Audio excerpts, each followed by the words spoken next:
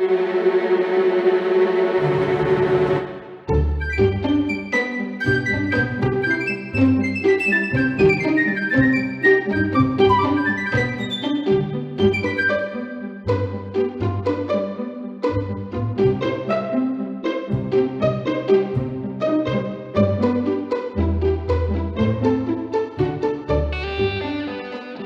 you doing? I'm a Sopwith camel, sir. It is a Sopwith camel. Ah, right. I always get confused between the sound of a Sopwith camel and the sound of a malodorous runt wasting everybody's time. Welcome to episode 18 of the Blackadder podcast, where I don't think anyone will be confused by malodorous runts or Sopwith camels when listening to us. We're quite clearly... Is malodorous runt, is that a rhyming slang? Let's hope not. And else we'll get taken off the air immediately. Happy New Year, Gerry. Is it that time again? It is January 2018. Can you believe it? Yeah, it's cold. I'm hungover and things. Oh dear. Hogmanay, what a night. Do you know what would be interesting? If I died before this was broadcast. Who says you haven't? Oh no. How did I go? It's hard. I don't want spoilers or anything. I mean, it's going to ruin it for you. Okay. You're getting to that sort of age. Very good. This week, Ian, we've got Private Plane, and again, we've discussed Rick Mail, we've discussed the character of Flash Art. I think it's a type of performance that some people might not appreciate, might not like it, understandably so. It's obnoxious, and it can be, certainly in 2017, seen to be quite offensive. Yeah, and I don't think it was as good as the performance he put in Blackadder 2. Do you not? No. I enjoyed it more. Yeah. I think it's maybe a slightly more thoughtful performance. You think so? I don't know. It's hard just because so much of it's just gibberish. I mean, see, the thing is, I think that's where some people might take it the wrong way. He's not aspirational. You're not meant to think he is a good, nice guy. You're laughing at how obscene and obnoxious he is. But yet, he's the hero of the story. He's not really. I mean, even at the end, Blackadder calls him a git. Yeah. You know, and Blackadder, our hero, doesn't like him and does think he's a... But is rescued by him. But then he didn't want to be rescued. Yeah, exactly. We'll get to that. We shall. In order to do so, we need to begin. Shall we do a summary? Have you got one? Yes. Crack on.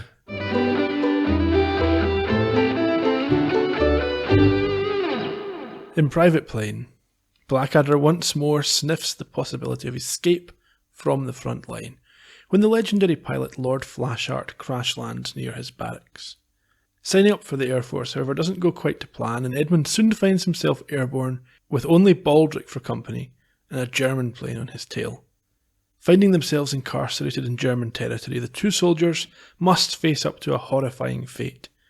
But can Flashheart come to their rescue, or will Darling scupper all hopes of a safe return? Thank you, Ian. You certainly didn't crash land there. I won't shoot you down. For once. In the trench, Blackadder is trying in vain to listen to his gramophone as the shells and planes fire and crash around him. He goes outside to see what's going on, and George is there.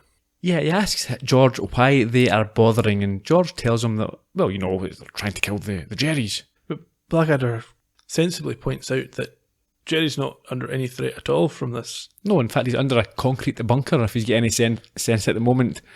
And all they have achieved is to slightly injure a dachshund. I think this is one of those actual criticisms wrapped up in humour, isn't it? Mm-hmm. A complete waste. Yeah.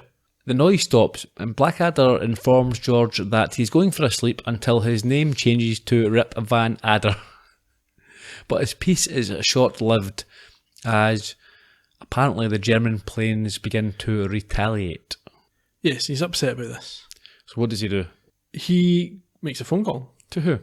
His message is for the head of the Flying Corps, Air Chief Marshal Sir Hugh Massingburg, VCDFC. Now, was Massingburg not the name of the defence lawyer in Corporal Punishment? It's entirely possible. Mm-hmm. Anyway. Message reads, "Where are you, you bastard?"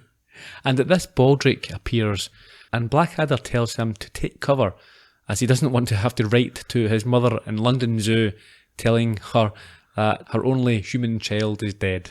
However, Baldric couldn't hear the supposed air raid over the noise of the display being put on by the brave boys of the Flying Corps. Blackadder's a bit surprised to learn this, but George soon confirms the situation. Yeah, he walks in and thinks they're playing hide and seek, before praising Lord Flashheart's magnificent men and their flying machines. But Blackadder is typically unimpressed with those gits. Yes, I don't think he's very impressed generally with much. No. Baldric would love to be up there where the air is clear. Yeah, and Blackadder correctly points out that the air would no longer be clear if Baldric was up there. And he then goes on to do an impression of a saltworth camel swooping and diving, as we heard at the top of the podcast. We did. Or I don't think we heard his impression, we heard Blackadder's response at the top of the podcast. So Blackadder exits the trench for some fresh air, and what happens? He's knocked to the ground by Flashheart. Yes, who mistakenly thinks he has landed in German territory until Blackadder sets him straight. He then gets his priorities right. Mind if I use your phone? If word gets out that I'm missing, 500 girls will kill themselves. I wouldn't want them on my conscience. No, they ought to be on my face. Hi, Flashheart here. Yeah. Cancel the state funeral, tell the king to stop blubbing. Flash is not dead. I simply ran out of juice. Yeah, and before all the girls start saying, oh, what's the point living anymore, I'm talking about petrol. Woof, woof! Yeah, I dumped the kite on the proles, so send a car. General Melchit's driver should do. She hangs around with a big knob, so she'll be used to a fellow like me. Woof, woof! Look, do you think you can make your obscene phone calls somewhere else? No, not in half an hour, you rubber desk Johnny. Send the bitch with the wheels right now, or I'll fly back to England and give your wife something to hang her towels on. Okay, dig out your best booze and let's talk about me till the car comes. Yeah, must be pretty impressed having Squadron Commander the Lord Flashheart drop in on your squalid bit of line. Actually, no. I was more impressed by the contents of my handkerchief the last time I blew my nose. Yeah, like how? You probably got little pictures of me on the walls of your dugout, haven't you? I bet you go all girly and giggly every time you look at me. I'm afraid not. Unfortunately, most of the infantry think you're a prat. Ask them who they'd prefer to meet, Squadron Commander Flashheart and the man who cleans out the public toilets in Aberdeen. They go for wee jock Poopong McPlop every time. You feel bad for wee jock Poopong McPlop, don't you? Why? I mean, obviously had no chance of any other career with a name like that. Yeah, I'm trying to think, what else could you have done? He's not going to be an academic, is he? No. A leading man in Hollywood. No, it wouldn't work. No. Although you'd get your equity card, no problem. Yes. How does Flash respond to Blackadder? He thumps him. And then enters the trench to a gobsmacked George and a Baldric. Now, what does George exclaim as soon as he walks in? He says, my God. Flash says, yes, I suppose I am. And they both grovel and flatter him. Yeah, George offers to die right now to preserve this moment forever. Blackadder offers to help. Yeah. And I think this response disproves Blackadder's view that all the fellas hate him. And Flashheart notices this. Yeah. He's understandably repulsed with Baldric, even when being told that his whole family have basically smoked themselves to death in order to collect cigarette cards with his image on it. Yes, he earlier rubbed Baldric's hair and picked up something unpleasant and now withdraws rather than hugging him. He then suggests that they sit down and talk about his good looks, but Blackadder has a bucket outside that he needs to fill. So he leaves, and what happens? Baldric is offered the opportunity to be a footstool. He does, and he rather stupidly puts his face where? Forwards. Yeah, right at Flashheart's exit. Yes, and as they discuss flying with the wind in their hair, Baldric experiences a bit of that sensation. He does indeed. Some time passes, and George is listening on. He's obviously enthralled with Flash's ripping yarns. We see Blackadder read a magazine in the corner before Bob enters. And how is she described by Flash? Little Bobby Parkhurst, saucier than a direct hit on a Heinz factory.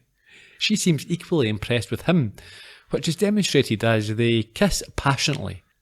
Yeah, well, at least he's not stealing her from somebody else this time. Yep, that's an improvement.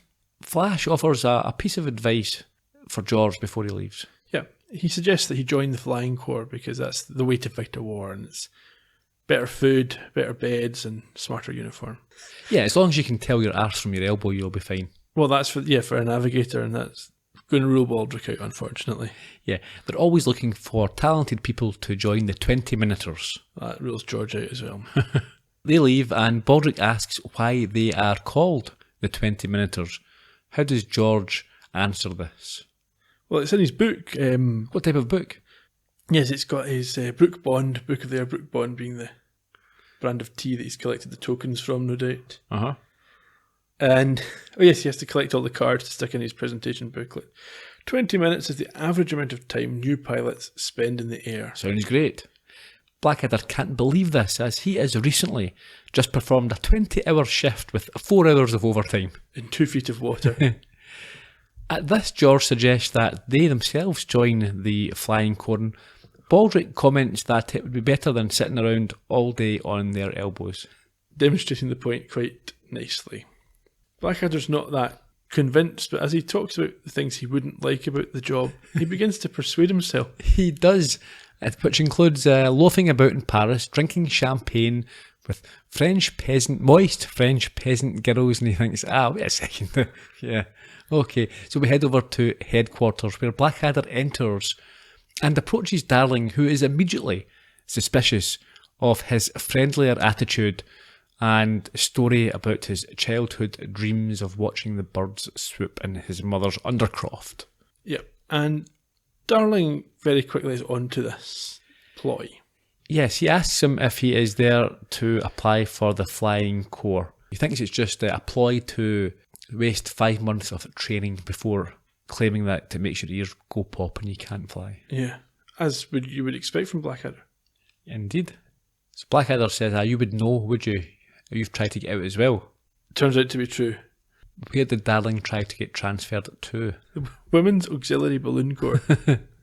And at this, Melchett and George enter, and we hear the punchline to a joke. What was that? Can you remember? Then the bishop said, "I'm awfully sorry, I didn't realise you meant organist." Before Melchett asks for his map. Did you like this joke? Yes, the barren, featureless desert. Darling points out that it's on the other side. He's looking at the back of the map. So George has been in talking to Melchett about joining the Royal Flying Corps. Mm-hmm. And Melchett discovers from a brief conversation that that's also why Blackadder has come. Yes, Blackadder again copies George, tries to hang in his coattails, use not necessarily the skills that George has, but perhaps the connections that George has. Melchett then takes the opportunity to demean the bravest of the soldiers. Yeah, he was always a little bit suspicious about those guys in the trenches. What did they say? Yeah, they're battle-dodging, nappy-wearing, rather have a cup of tea than charge stark naked at Gerry types. I don't want anyone charging stark... Well, that's a lie. There's quite a few people I would mind charging stark naked at me. Depends how fast they're going. Faster the better.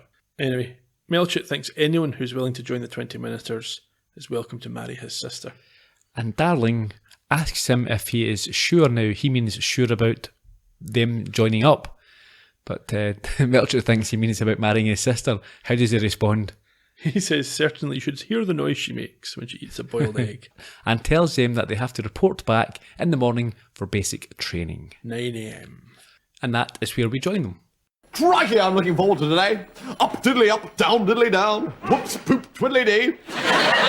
Decent scrap with a fiendish red baron, bit of a jolly old crash landing behind enemy lines. Capture, torture, escape, and then back home in time for tea and medals. George, who's using the family brain cell at the moment?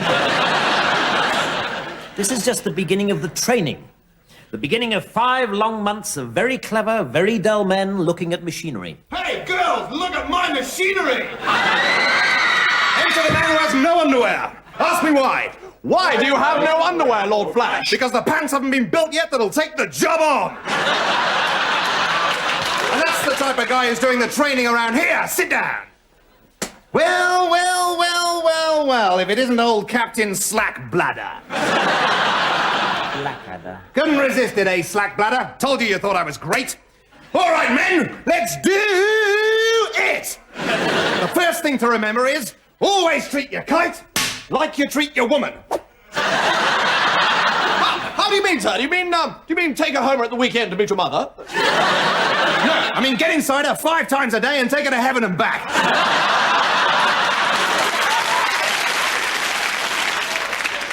I'm beginning to see why the suffragette movement want the vote. Hey, any bird who wants to chain herself to my railings and suffer a jet movement gets my vote.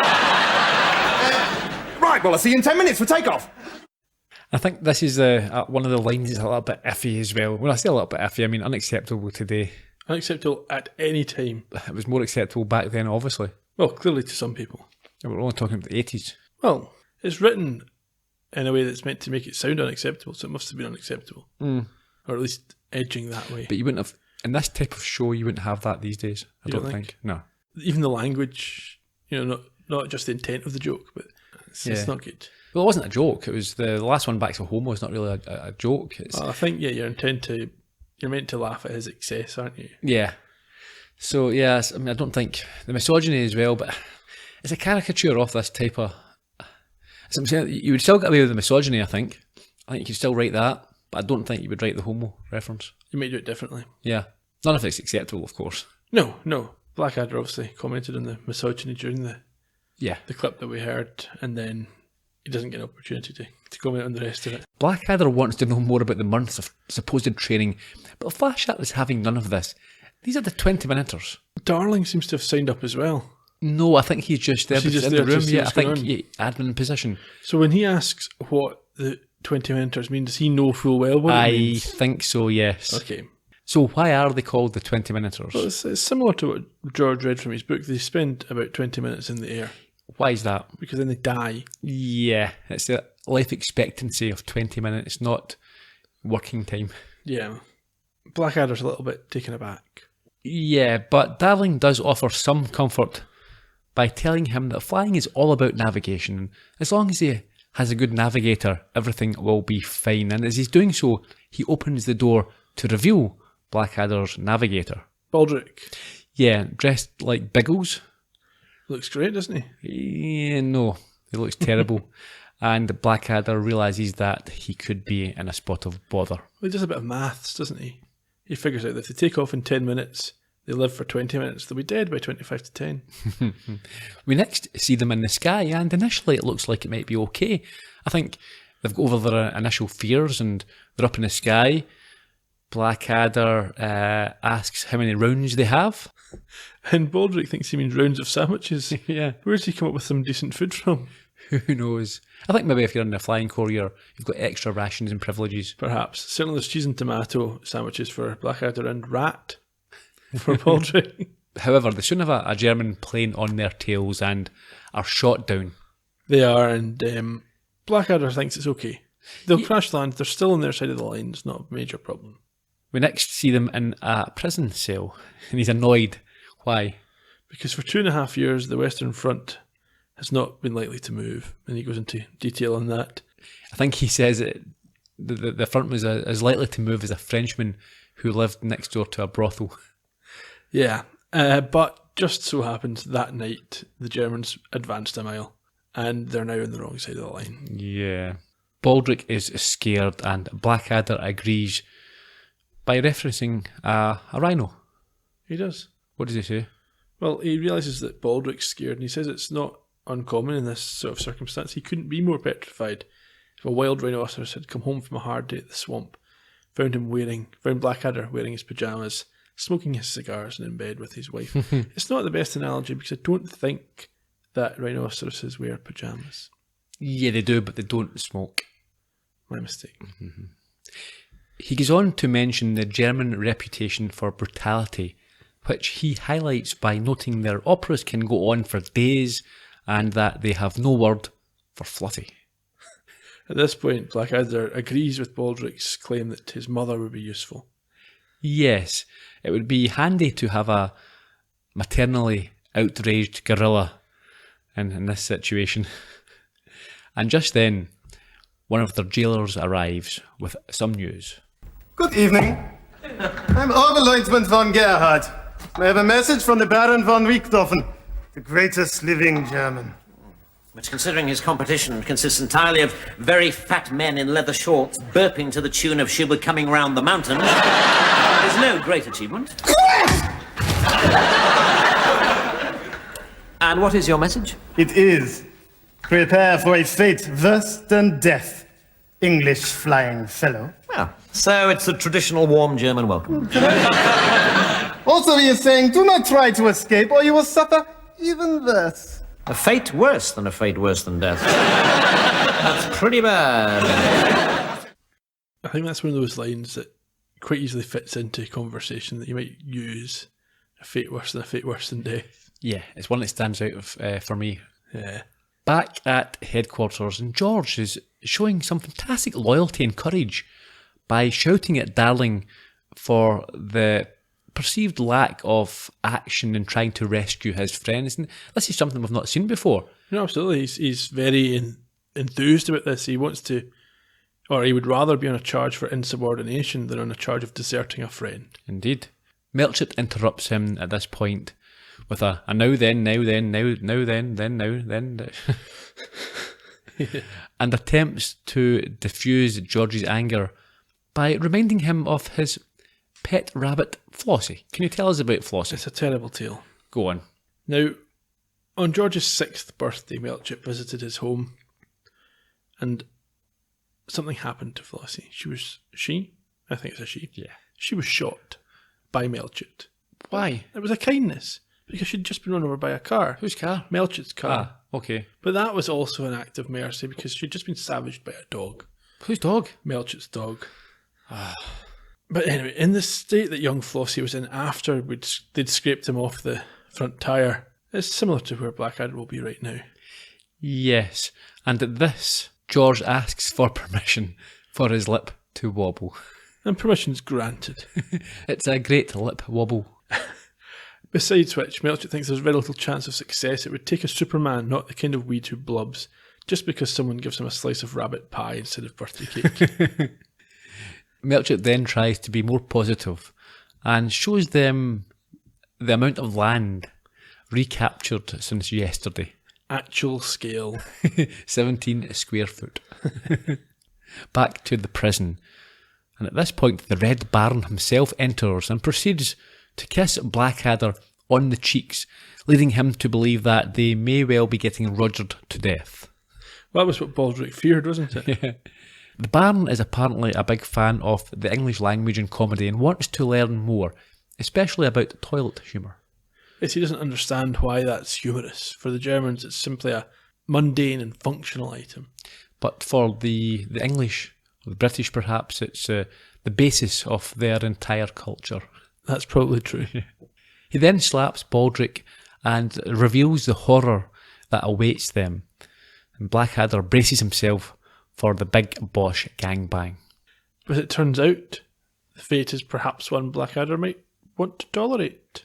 Why? What is it?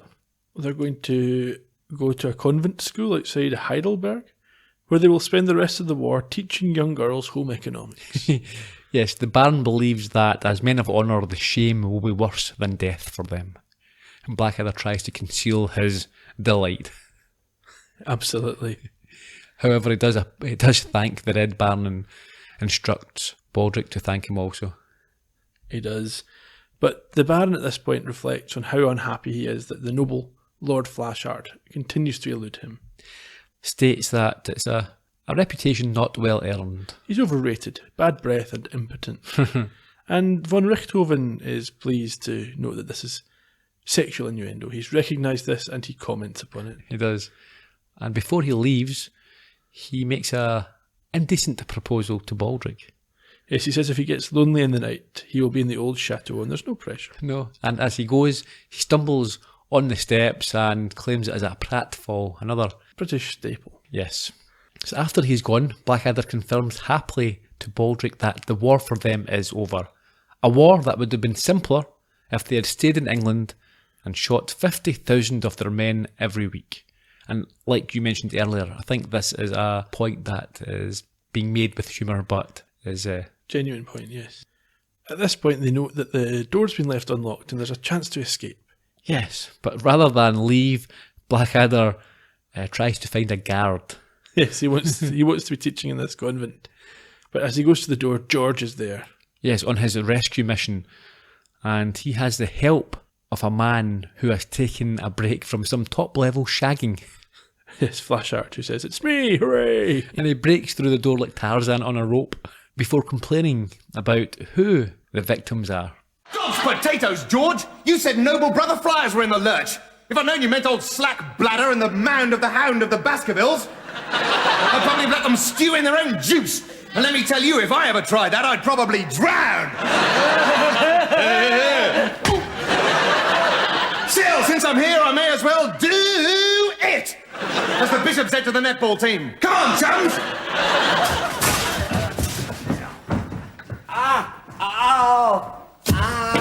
Come on! Yes, look, I'm sorry, chaps, but I've splintered my pancreas. I seem to have this terrible cough. Cards! Wait a minute. Now, I may be packing the kind of tackle that you'd normally expect to find swinging about between the hind legs of a Grand National winner. But I'm not totally stupid. I've got the kind of feeling you'd rather we hadn't come. No, I'm very grateful. It's just that I'd slow you up. I think I'm beginning to understand. Are you? Just because I can give multiple orgasms to the furniture just by sitting doesn't mean that I'm not sick of this damn war. The blood, the noise, the endless poetry. Is that really what you think, Flashheart? Of course it's not what I think. Now get out that door before I redecorate that wall in an interesting new colour called Hint of Brain. Excellent. Well, that's clear. Let's get back to that lovely war then. Woof! Woof! Did that remind you of Stephen Fry in Duel and Duality? Yeah, his lament against the brutality of war. It's not what he feels. It's not at all. However, before they can make their escape, the Red Baron appears, and he is glad and honoured to finally meet his great rival Flashheart. Well, he embarks on a significant monologue, which is his own undoing. Yeah, he talks about mutual respect and valour and destiny. Yeah, Flashheart just shoots him He does. and says, "What a poof. Yeah, Come on." Yeah, and they all cheer and leave the cell. they do. We're back to headquarters, where an angry Blackadder walks in and interrupts Darling, who's doing some dusting. He tries to offer an explanation as to the lack of attempted rescue. Yes, he thought he was dead. He did, and that it would not have been a valuable use of their resources. He turns to find Flashheart behind him. Standing on the table, and Flash's attitude to Blackadder appears to have changed. Yeah, because at least he's not Darling. He's now sticking up for him. I think perhaps it's a case of there's an honour there. He's part of the flying corps, and if someone has done him a disservice, then whether or not you like him personally, you have to stand up for him. Absolutely. And as Darling bumbles and fumbles with his excuse about resources, etc., what does Flashheart do? Well, he explains that what he's about to do is not a reasonable use of his own time and resources, but he's going to do it anyway. And he delivers a knockout Glasgow kiss. He does. I thought that was fantastic. Yeah, it looked and sounded realistic. He did. And I think that if you were watching this for the first time, I think it'd be quite unexpected. Yeah, moment. a nice climax. Yeah. At this point, Flashheart wishes Slacky farewell. He's got 2 million chicks and only one Flashheart. Yeah, he then calls on young Bobby and gives some advice this time to Blackadder. He says if he wants something, he should take it. Yeah, a bit Trumpian, isn't it? A little bit. Yeah, you can't just take it, you can't just grab it. Yeah, no, it's not reasonable. No. He tells Bob, though, that he wants something. And she says, take it. And begins to unbutton her shirt. And they leave, yeah. But Blackadder can't resist calling him a git. So I think he still understands. He may have rescued him, albeit against his wishes, but he's not a fan. No. Melchett comes in. He does, to congratulate him on the escape. And at this, Blackadder uses it as an opportunity to ask for a week's leave, considering the ordeal that he has been through. Yes, and Melchett said that his commanding officer would have to be, was it mentally ill or something? Mad. Mad to not grant that request. Yeah, Blackadder tells him that he is his commanding officer. Yes, and then he asks for the time. And he says, no, certainly not. But and that's where we leave it. I enjoyed this episode as well. Yeah, it was very good. Like I say, flash art is obnoxious, and you can see why people might be offended. There's certainly some iffy lines in it that these days it would not be written in that way. But he's not meant to be likeable. I think you're meant to laugh at him. But, yeah, he's a caricature. He's an extreme example yeah, he's an of arse. all the things that people don't like about folk like him. Yeah. So, But in that a way, brilliant it's fine. performance by Rick Mail. Yeah, a slightly different performance to the one that you put in a couple of years earlier. Well, I think what's happened is that the previous performance must have been well received, and he's been told to sort of up it. Perhaps. Favourite line this week? It would have to be the, my God, yes, I suppose I am. I like the one where George is trying to persuade Melchett and Darling to rescue Blackadder, and when George says he's not sure that Blackadder's dead, Melchett says, "That's the spirit, George. If nothing else works, then a total pig-headed unwillingness to look facts in the face will see us through." Yeah, it was great. I think we have to give special mention to the exchange between Melchett and George with regards to Flossie. Yes, that was a beautiful and tender moment. It reminded me a bit maybe of the pigeon Yes. earlier this season. Yeah. 19th of October 1989 was the original air date. Now, the stars this week were Rick Mail, who we've discussed before, Gabrielle Glaister, who we've also discussed before. So let's have a quick look at Adrian Edmondson, who played the Red Baron. He was born in 1957, well known as a writer, director and actor. He met his long-term comedy partner Rick Mail whilst studying at Manchester University, and they've worked together on numerous projects, including The Young Ones and Bottom, the comic strip presents. Edmondson himself has appeared in Jonathan Creek, War and Peace, Holby City, Teenage Kicks, Captain Star, Filthy Rich and Cat Flap, and he is married to Jennifer Saunders. As you'd imagine, he carried one of the people carrying Rick Mail's coffin. He himself really appreciates toilet humour, and he says that there is no doubting the effectiveness of a really good willy gag. That's true. Yeah. Sometimes you don't even have to deliver the gag. As long as you do the lead-up work and let folks fill it in for themselves. I'm reading too much into that. Hugo Blick played the jailer. What's his name in it again? Von Overhouse? No, Von Gent. No, it doesn't matter. okay. One doesn't matter. He was born in 1965. As an actor, he has appeared in Operation Good Guys, Jeeves and Wooster, and he played the young Jack Napier in Batman 1989. Okay. As a producer, director, writer, he has worked on Sensitive Skin, The Honourable Woman, Marion and Jeff and Operation Good Guys, and he has been 3-time Primetime Emmy nominated and has won a BAFTA. It was Von Gerhardt. There we go. You know. Any trivia for us? No. Okay. The flying footage that we saw was from Aces High, a 1976 movie. And apparently, I don't think we just mentioned the line in the podcast, but Rowan Atkinson has got a stutter, and he couldn't say Battersea Dogs Home.